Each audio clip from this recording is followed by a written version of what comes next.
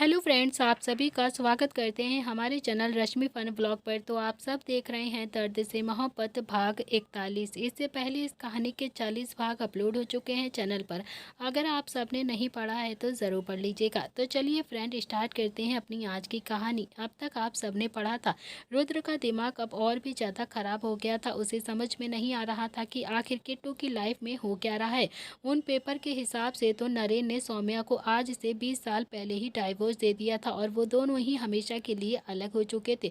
तो फिर सौम्या नरेन का इंतज़ार कैसे कर सकती है? आज भी वो क्यों उसके लिए इंतज़ार कर रही, और फिर वहीं किट्टू भी अपने पापा का इंतज़ार क्यों कर रही थी?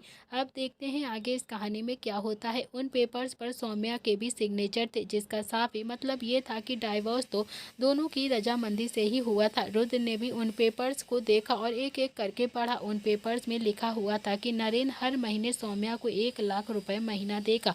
और ये पढ़कर तो रुद्र की आंखें हैरानी से फैल गई थी। और अगर नरेन किट्टू और सौम्या को 1 लाख रुपए महीना भेजता है तो फिर इन माँ बेटी की हालत ऐसे कैसे हो गई? ऐसे कैसे वो दोनों यहाँ पर रहती हैं? तो रुद्र को अब किट्टू की जिंदगी बहुत ही ज़्यादा उलझी हुई सी नजर आ रही थी। उसने भी डाइवोर्स पेपर की डेट देखी और फिर कुछ सोचकर जल्दी से अपना मोबाइल निकाला और फिर खुद से ही बड़बड़ाते हुए बोलता है कि यार, यानी कि नरेन और सौम्या का जब डाइवोर्स हुआ था तब किट्टू पैदा भी नहीं हुई थी। यार, ये हो क्या रहा है? क्या सच में ये सब कुछ सच है? मेरा तो दिमाग एकदम से बाहर ही आ जाएगा। अगर मैं किट्टू से पूछूंगा तो वो डर के मारे कुछ जवाब ही नहीं दे पाएगी और उसे तो कुछ पता भी नहीं होगा इन सारी चीजों के बारे में। सौम्या कुछ बताने की हालत में भी नहीं है। क्या करूं मैं? कुछ तो समझ में नहीं आ रहा है मेरे। रुद्र ने भी अब उस बैग में से वापस से कपड़े भर दिए थे, लेकिन डाइवोर्स पेपर नहीं रखे थे।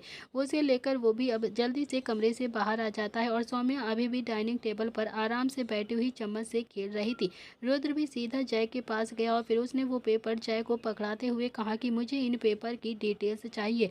जल्द से जल्द, जितनी जल्दी हो सके सारी डिटेल्स मुझे लाकर दो। कब हुआ, कैसे हुआ, किसने किया, कौन से कोर्ट में हुआ, कौन से लॉयर ने करवाया, और नरेन पुरोहित कौन है और कहाँ पर है, वो सारी चीज़ें मुझे चाहिए। सब कुछ मुझे पता करके जल्दी से जल्दी बताओ। जय ने भी हमें अपनी गर्दन हिला दी और फिर पेपर लेकर बाहर की तरफ जाने लगा और तभी ने उसे रोकते हुए कहा कि तूने कुछ खाना खाया ही या फिर नहीं? तो जय ने भी पलट कर देखा और कहा कि नहीं सर। रुद्र ने भी डाइनिंग टेबल की तरफ इशारा करते हुए कहा कि खा ले भाई, माँ को अगर पता चल गया ना कि तू मेरा भूखे प्यासे रहकर काम करता है तो फिर मुझ पर बहुत ज़्यादा गुस्सा करेंगी, पीट पीट कर मेरी जान निकाल लेंगी। जय के चेहरे पर भी एक बड़ी सी मुस्कुराहट आ जाती है और वो भी आकर डाइनिंग टेबल पर बैठ गया था। रुद्र ने अपने हाथों में पकड़ी हुई कुछ टेबलेट्स सौम्या की तरफ बढ़ाई और फिर पानी का गिलास देते हुए कहा कि प्लीज़ मिस पुरोहित, जल्दी से दवाइयाँ खा लीजिए। आपको दवाइयाँ खाकर सोना भी तो है ना? तो सौम्या ने भी दवा खा ली और फिर पानी आराम से पी लिया और फिर वो बोलती है कि किट्टू के पास जाना है, मुझे बहुत तेज नींद आ रही है अब।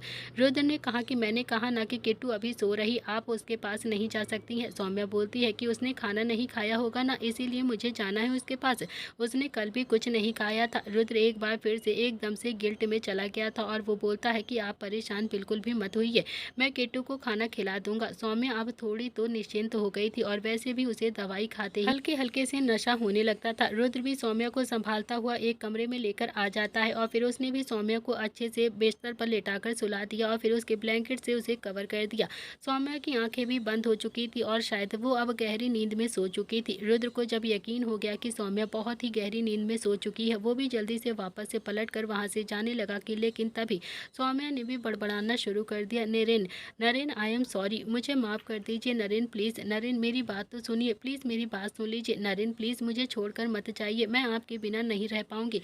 नरेन, मैं झूठ नहीं बोल रही हूँ नरेन, प्लीज़ मुझे नहीं पता था। नरेन, वापस आ जाइए। नरेन, प्लीज़ मुझे छोड़कर मत जाइए। रुद्र भी वापस आया और फिर सौम्या की तरफ देखकर बोलता है कि इन माँ बेटी के साथ कुछ तो गलत हुआ है, जिस वजह से मिस पुरोहित अब अपने सदमे से बाहर नहीं अब आ पा रही और शायद उनकी दिमाग की हालत बहुत ज़्यादा ख़राब हो गई है। फिर उसने भी सौम्या के पास आकर बैठ गया और सौम्या के बालों को हल्का हल्का सा सहलाया और फिर सौम्या फिर से शांत हो जाती है। ओबरॉय हाउस, इधर नव्या सुरेश ओबरॉय के सामने खड़ी हुई थी और वहीं सीमा ओबरॉय भी वहाँ पर खड़ी हुई थी। नव्या बोलती है कि माँ कहिए ना पापा से कि चली जाऊँगी मैं। सीमा ने भी सुरेश की तरफ देखा तो सुरेश ने भी ना में अपनी गर्दन हिलाते हुए कहा कि नहीं, अकेली तो मैं तुम्हें कहीं भी नहीं जाने दूंगा। तुम नहीं जाओगी अकेली, अगर तुम्हें जाना है तो किसी को साथ में लेकर जाओ। नव्या भी पैर पटकते हुए गुस्से से बोलती है कि भला ये क्या बात हुई पापा, जाने दीजिए ना मुझे प्लीज़, मेरा मन है जाने का, मेरा जाना बहुत ज़रूरी है। इतनी अच्छी डील हुई है, टाइम से काम नहीं करूँगी तो फिर डील कैंसिल हो जाएगी ना पापा, प्लीज़, मेरा लॉस हो जाएगा बहुत ज़्यादा, फिर मैं मिस्टर प्रताप के पैसे कैसे उतारूँगी। सुरेश ने भी थोड़ा सा गुस्से में कहा कि एक तो मुझे ये समझ में नहीं आता है कि तुम्हें किसने कहा था संजय प्रताप से उधार पैसे मांगने के लिए। तुम्हारा बाप क्या मर गया था जो तुम मेरे पास एक बार नहीं आ सकती थी? तुम सीधा उस संजय प्रताप के पास पैसे लेने के लिए चली गई। नव्या भी थोड़ा सा गुस्से में बोलती है कि एक तो आप ये बार बार मरने की बात मत किया करो पापा प्लीज़, मुझे बिल्कुल भी अच्छा नहीं लगता है। तो सुरेश भी बोलता है कि अच्छा, तुम्हें ये बात अच्छी नहीं लगती है जो मैं मरने मराने की बात करता हूँ, और फिर जो तुमने किया है, जो मुझसे बिना पूछे उल्टे सीधे काम करती हो, वो कभी सोचा है तुमने कि मुझ पर क्या बीतती होगी, मुझे कितना बुरा लगता हो क्या? नव्या भी थोड़ा सा शर्मिंदगी के साथ बोलती है कि मैं अपने बलबूते पर कुछ करना चाहती हूँ पापा। सुरेश ओबरॉय ने कहा कि तुम्हें इस घर में कमी किस चीज़ की है जो तुम अपने बलबूते पर ये सारी चीज़ें करने के लिए सोच रही हो। अब नव्या की आंखों में हल्का सा पानी आ गया था और तभी सीमा बोलती है कि ये लड़की ऐसे ही करती है, जरा सा आपने डांटा नहीं कि आंखों में पानी लेकर तुरंत आ जाती है, तुरंत ही रोने लग जाती है। नव्या ने फिर से सीमा की तरफ देखा और फिर से रोने लगती है। तो सीमा बोलती है कि जाओ, चली जाओ बेटा, जहाँ जाना चाहती हो चली जाओ, कोई भी मना नहीं कर रहा है तुम्हें, लेकिन प्लीज़ अपनी आंखों से ये मोटे मोटे आंसू मत टपकाया करो जिन्हें देखकर तुम्हारे पापा एकदम से पिघल जाते हैं। मैं नहीं पिघलती बिल्कुल भी। सीमा ने भी इतना ही कहा था कि तभी नव्या की आंखों से एकदम से पानी के झरझर से बहने लगते हैं। और फिर सुरेश ने कहा कि अच्छा ठीक है, अब रोना बंद करो बेटा, प्लीज़ जाओ, चली जाओ, जहाँ जाना चाहती हो जा सकती हो, तुम अपने साथ 2 बॉडीगार्ड्स को भी लेकर चली जाओ, ओके। तो नव्या बोलती है कि इतनी दूर नहीं है पापा, यहीं पास में ही तो है, स्कूटी से जाऊंगी तो 10 मिनट में ही पहुंच जाऊंगी। अब उसके लिए मैं बॉडीगार्ड्स भी लेकर जाऊं क्या साथ में? मुझे ना बिल्कुल भी पसंद नहीं है। ठीक है, मैं जाती ही नहीं हूँ, मुझे नहीं जाना है। इतना कहकर नव्या भी अब अपने आंसू को पोंछते हुए गुस्से से आकर सोफे पर बैठ गई। तो सुरेश भी अब सीमा ने, दोनों ने ही एक दूसरे की तरफ देखा और फिर सीमा ने भी टाइम देखा और बोली कि 9 ही तो बज रहे हैं, जाने दीजिए ना, वो आ जाएगी, कुछ करना चाहती है तो फिर उसे करने दीजिए, मत रोकिए। तो सुरेश ने भी हाँ में अपनी गर्दन हिला दी और फिर नव्या ने भी अपनी स्कूटी जल्दी से निकाल ली और फिर अपने ऑफिस के लिए निकल जाती है। वो अपने ऑफिस के पास पहुंचने ही वाली थी कि तभी सामने से एक जीप आकर उसके सामने रुक जाती है और फिर उस जीप को देखकर नव्या एकदम से घबरा जाती है और एकदम से उसकी सांसें तेज हो जाती हैं। वो वापस से यू टर्न लेने ही वाली थी कि तभी उसके पीछे से एक और जीप आकर रुक जाती है और अब तो उसके बहुत ज़्यादा डर लगने लगा था।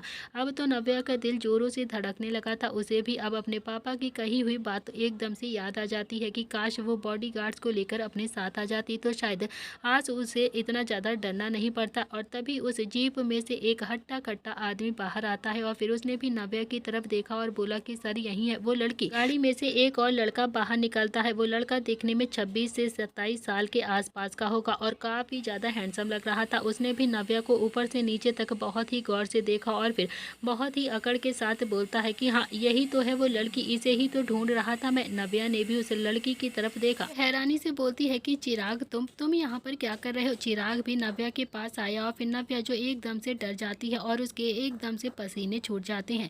चिराग एकदम से नव्या के पास जाता है और उसने भी नव्या की कलाई जड़ से पकड़ ली और फिर उसे स्कूटी से नीचे उतार दिया।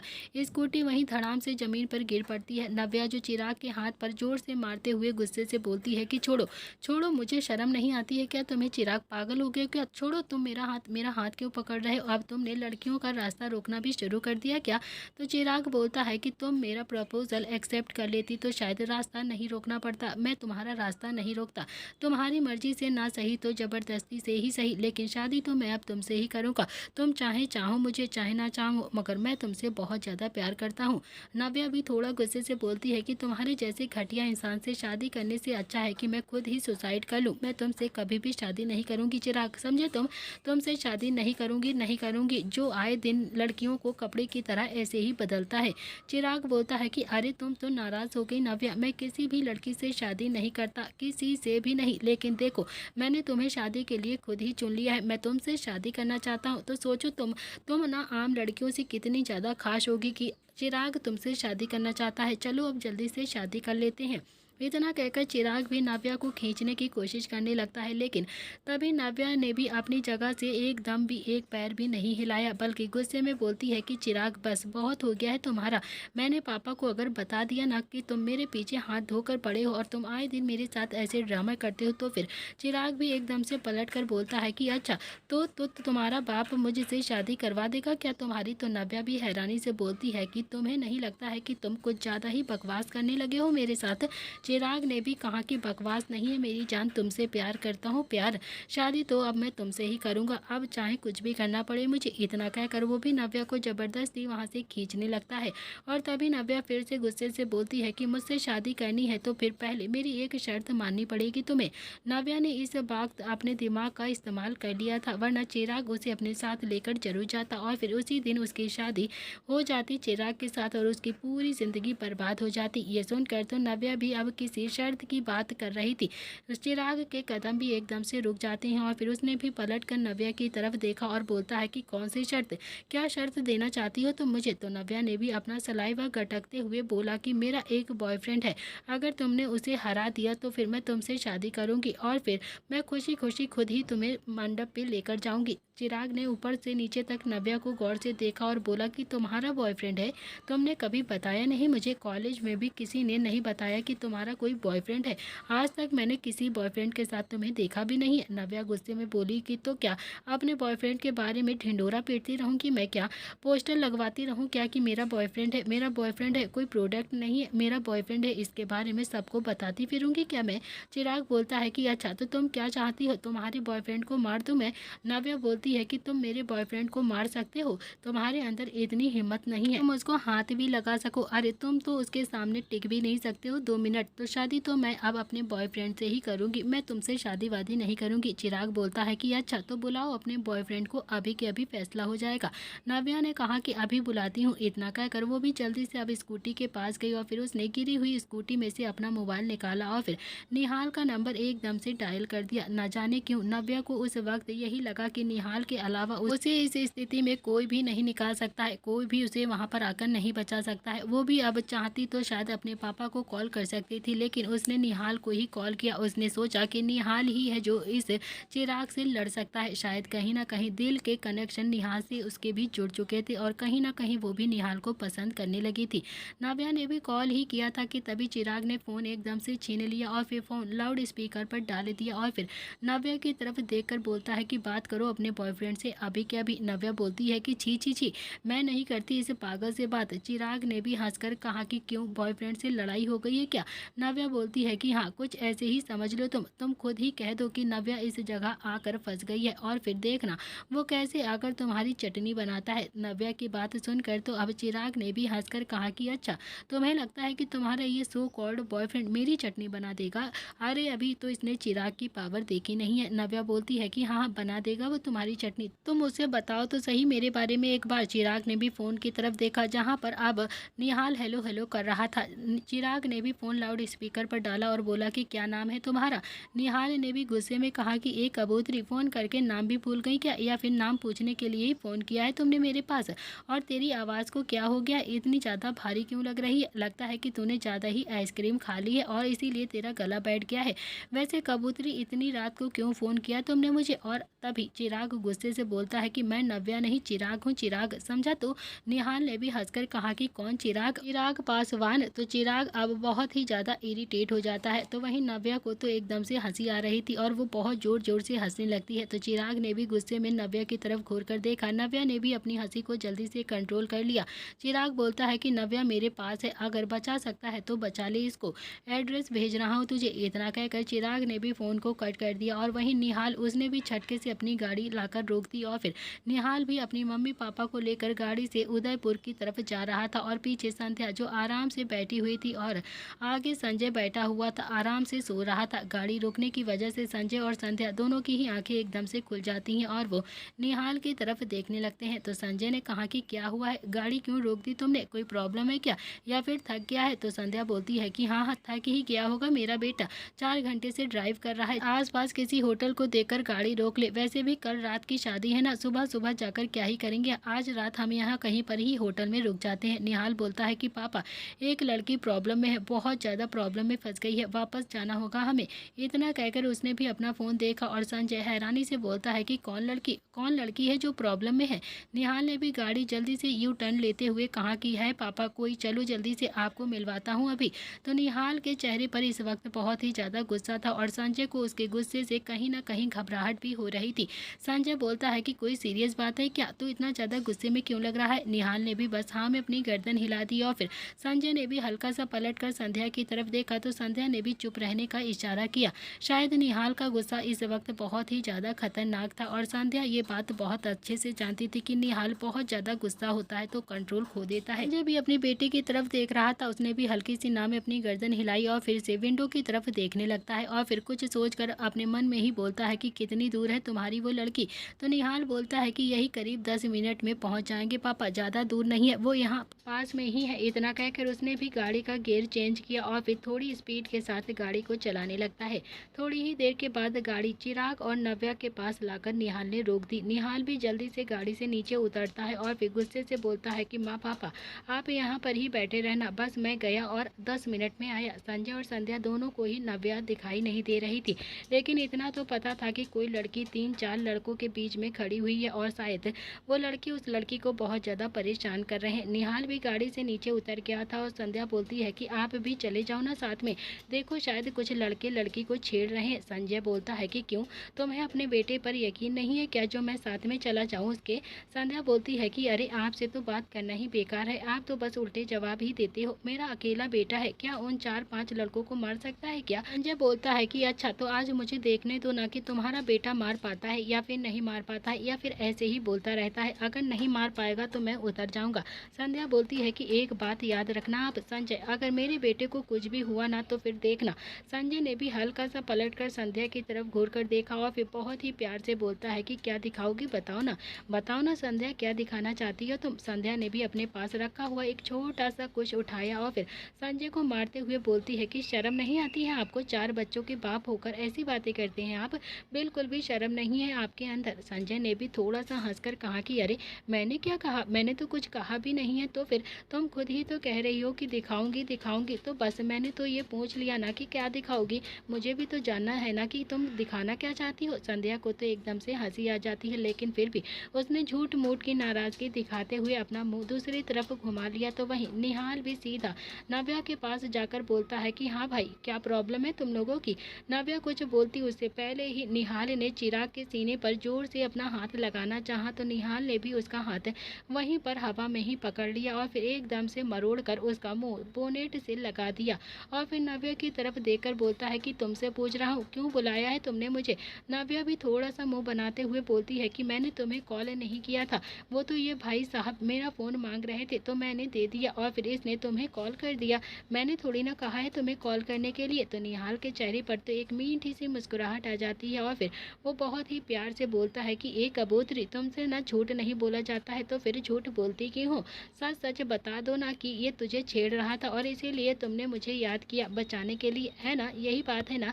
तो नव्या भी हल्का सा मुस्कुराना चाहती थी लेकिन उसने फिर से थोड़ा सा मुंह बनाते हुए कहा कि जी नहीं, बिल्कुल भी नहीं, आप इस वहम में बिल्कुल भी मत रहो कि मैंने आपको कॉल किया है, मैं मिस्टर ओबरॉय की बेटी हूँ। बेटी एक फ़ोन करती ना तो फिर 4 बॉडीगार्ड्स आकर यहाँ पर खड़े हो जाते। निहाल ने भी हंसकर कहा कि चल झूठी, मुझे मिस कर रही थी ना तुम, देखना चाहती थी ना कि मैं आऊँगा कि नहीं आऊँगा, टेस्ट ले रही थी ना तुम मेरा, तो ठीक है आज पास होकर ही जाऊँगा।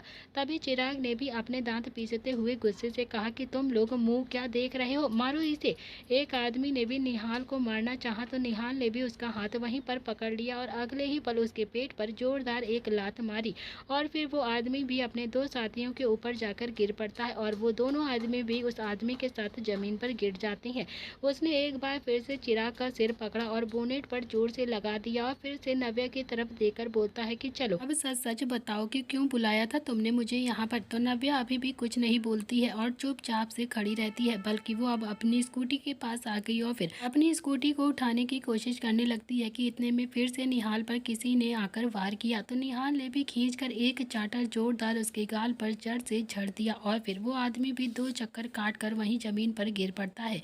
और तभी चिराग फिर से गुस्से में सामने आ जाता है और निहाल के ऊपर वार करने के लिए अपने हाथ को उठाता है। उसने भी निहाल के सीने पर अपने दोनों ही हाथ रखकर जोर से उसे धक्का दिया और बोलता है कि नव्या, तुम्हारे इस बॉयफ्रेंड को छोड़ूंगा नहीं मैं।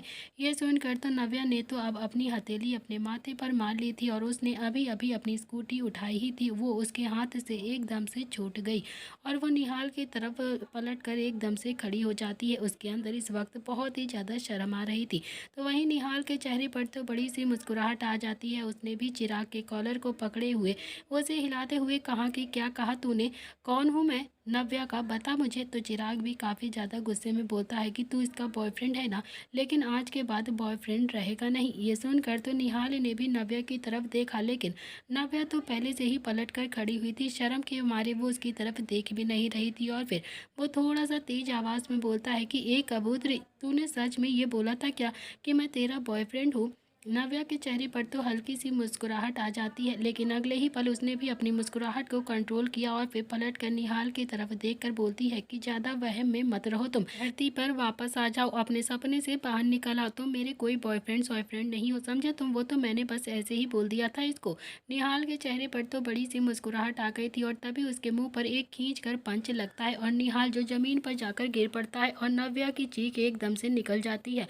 वो इस वक्त काफ़ी ज़्यादा घबरा जाती है। तभी निहाल भी एक ही झटके से उठा और उसके होंठों से खून आ रहा था।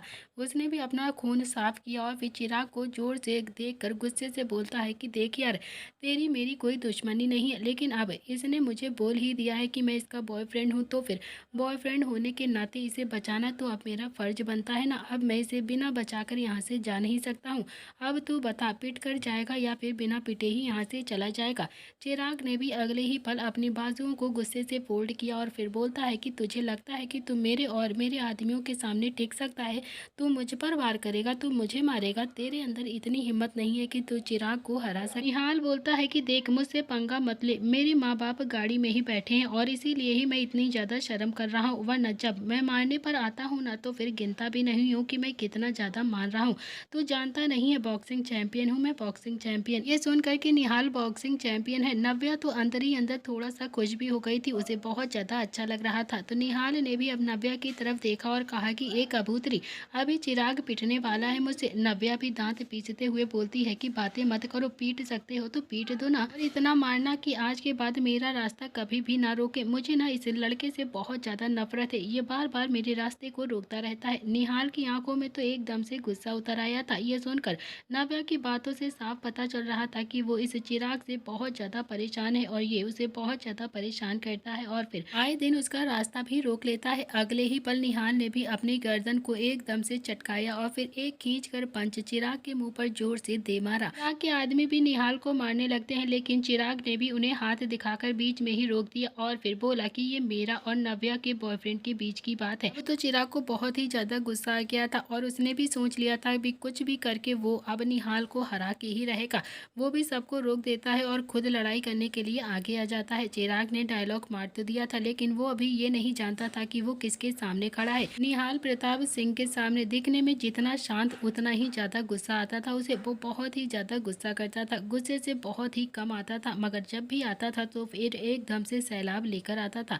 चिराग और निहाल दोनों के बीच में ही लड़ाई होने लगती है। दोनों ही इस वक्त एकदम से फाइटिंग मोड में आ जाते हैं। चिराग तो निहाल को ठीक से हाथ भी नहीं लगा पाया। निहाल ने तो उसे बहुत ज्यादा पहले से ही मार दिया, इतना कि उसके मुंह से खून आने लगता है, माथे से खून आने लगा और हाथ पैर भी एकदम से फ्रैक्चर जैसे लगने लगते हैं। आखिरकार निहाल ने भी चिराग के पेट पर एक जोरदार से लात मारी और फिर चिराग वहीं जमीन पर ही गिर पड़ता है। चिराग की हालत बहुत ही ज़्यादा खराब हो गई थी, वो तो एकदम से जैसे बेहोश सा हो गया था। उसके आदमी ये सब कुछ देख तो रहे थे, लेकिन चिराग के ऑर्डर का इंतजार कर रहे थे कि कब वो उसे ऑर्डर देंगे और वो निहाल पर वार करेंगे। निहाल ने भी एक पंच बनाया और चिराग की तरफ बढ़ा दिया और तभी चिराग बोलता है कि मेरा मुंह क्या देख रहे हो तुम सब, मारो इसे जल्दी से। देखते ही देखते चिराग के आदमी भी अब निहाल को मारने लगते हैं और निहाल अकेला ही उन सब से लड़ रहा था। वो तो अब अकेला ही उन सब पे भारी पड़ रहा था। नव्या तो हैरानी से बस निहाल की तरफ ही देखे जा रही थी।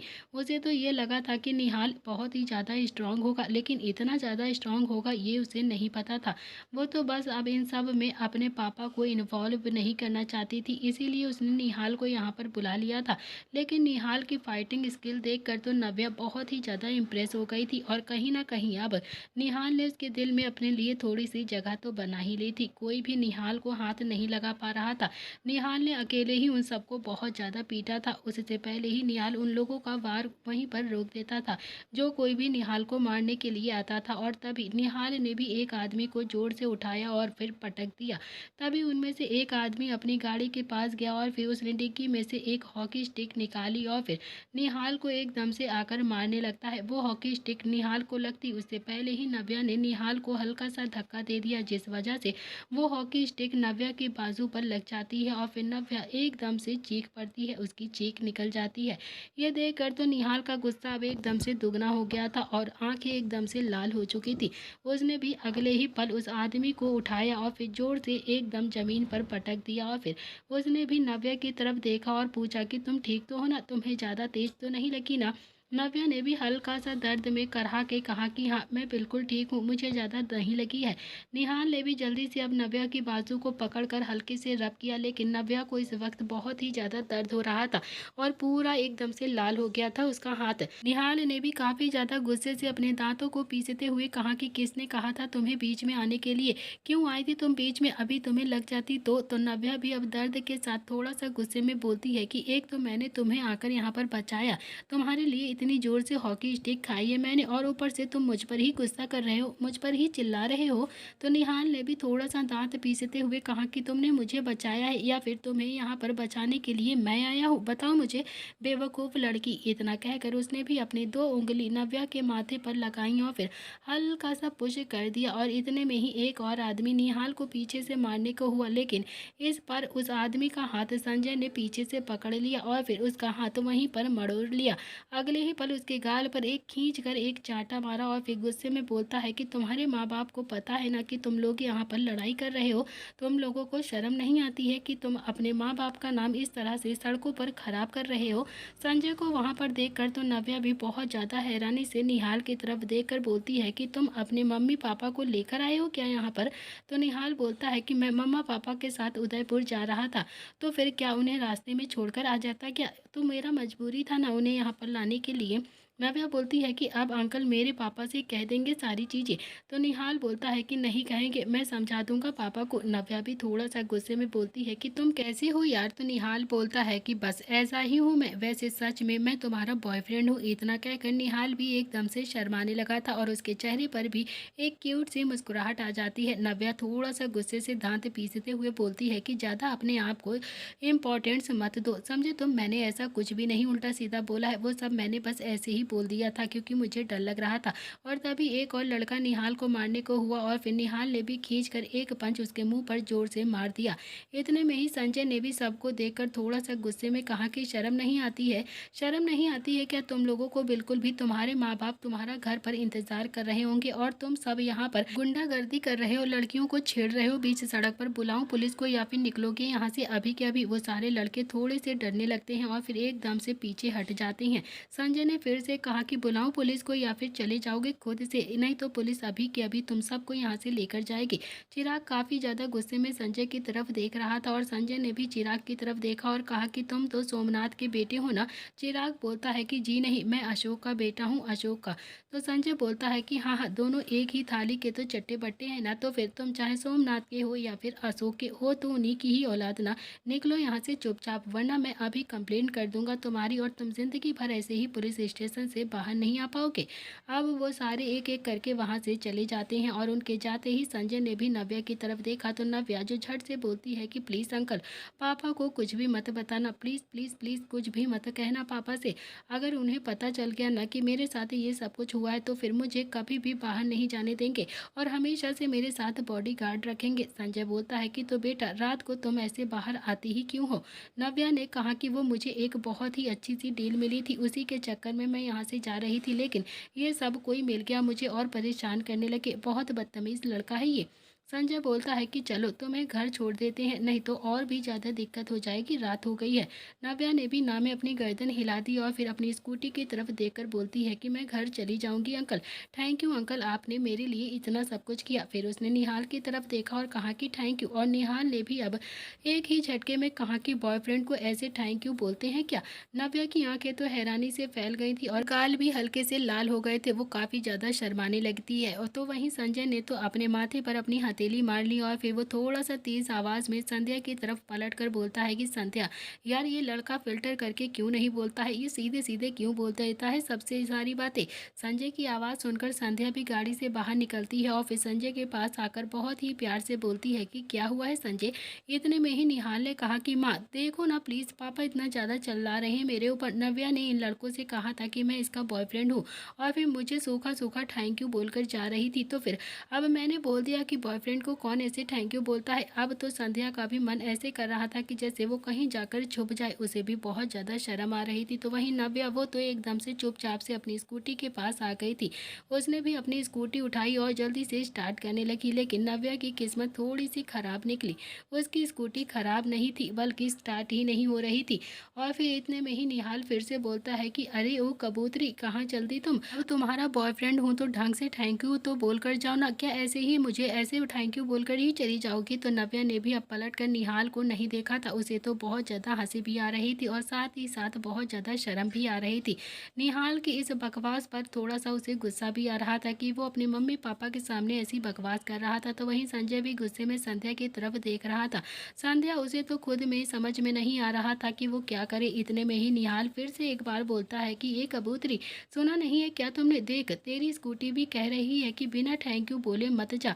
क्यों पापा, सही बोल रहा हूँ ना, मैं ठीक कह रहा हूँ ना। इतना कहकर उसने भी अब संजय की तरफ देखा तो संजय ने तो अपनी हथेली एक बार फिर से माथे पर जोर से मार ली और फिर से संध्या का हाथ पकड़ा और उसे खींचता हुआ अपनी गाड़ी के पास लेकर आ गया।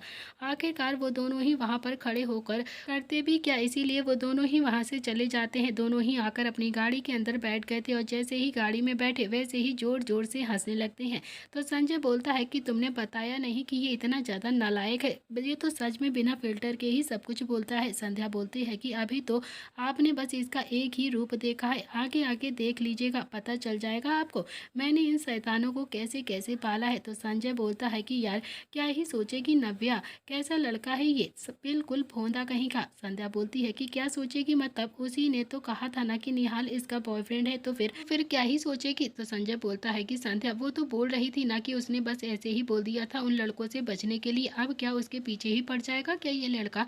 संध्या ने कहा कि चलो किसी के तो पीछे पड़ रहा है मेरा बेटा, वरना इसकी कॉन्ट्रैक्ट लिस्ट में तो किसी भी लड़की का नंबर भी नहीं देखा है आज तक मैंने। मैं तो खुश हूँ कि मेरे बेटे को नव्या पसंद आ गई है। और देखो ना, नव्या भी कितनी ज़्यादा खूबसूरत है और कितनी ज़्यादा प्यारी बच्ची है, मिस्टर ओबरॉय की बेटी है वो। आप प्लीज़ मिस्टर ओबरॉय से शादी की बात करो ना, मुझे तो नव्या सच में बहुत ज़्यादा पसंद आ गई है। तो संजय बोलता है कि नव्या को देखकर तुम्हें उसे अपनी बहू बनाने का मन कर रहा है क्या। संध्या ने भी हाँ में अपनी गर्दन हिला दी और फिर संजय बोलता है कि एक दो बार अपने बेटे की शक्ल भी तो देख लिया करो तुम, अपने बेटे की तो शक्ल देखती नहीं हो कभी। संध्या थोड़ा सा गुस्से में संजय की तरफ देख रही थी। तो संजय ने भी हंसकर कहा कि कितना ऑकवर्ड फील करवाता है ये सबके सामने, और खासकर नव्या को कितना ज़्यादा पागल कर देगा ये पागल लड़का। वहाँ तो ऐसे लड़ रहा था जैसे एक दूसरे को कच्चा ही खा जाएंगे, और फिर यहाँ देखो कैसे उसके साथ हमारे सामने ही इतना ज़्यादा फ्लर्ट कर रहा था।